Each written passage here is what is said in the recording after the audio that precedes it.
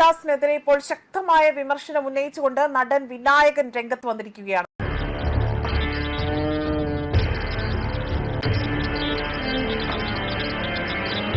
വിമർശനം ഉന്നയിച്ചിരിക്കുന്നത് കഴിഞ്ഞ ദിവസം ജന്തർ മന്ദിറിൽ അവിടെ അരങ്ങേറിയ പ്രക്ഷോഭത്തെ മുൻനിർത്തിയാണ് നടൻ വിനായകനാകട്ടെ അദ്ദേഹത്തിനെതിരെ കടുത്ത ഭാഷയിൽ, അതായത് രൂക്ഷമായ ഭാഷയിൽ എന്നാ സാറേ മനസ്സിലായോ, ഈ ജന്തർ മന്ദിറിൽ നടന്ന പ്രതിഷേധത്തെ മുൻനിർത്തിക്കൊണ്ടാണ് ഇപ്പോൾ ഇത്തരമൊരു വിമർശനം ഉന്നയിച്ചിരിക്കുന്നത് എന്നതാണ്.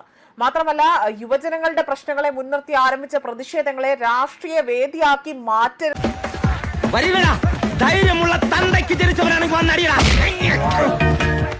നീ ഒന്നാം തരം തന്തയ്ക്ക് ജനിച്ചവനാണെന്നും സമരത്തിന്റെ യഥാർത്ഥ ലക്ഷ്യം സംരക്ഷിക്കണമെന്നും ഈ പോസ്റ്റിലൂടെ തന്നെ നടൻ വിനായകൻ ആവശ്യപ്പെടുന്നു എന്നതാണ്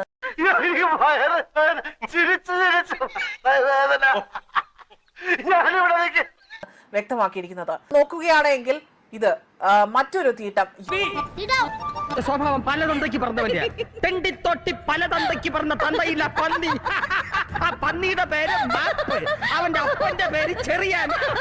യുവതി യുവാക്കളുടെ സമരം ഹൈജാക്ക് ചെയ്യാതെ വല്ല പണിയും എടുത്ത് കുടുംബം പോറ്റട എന്നതാണ്.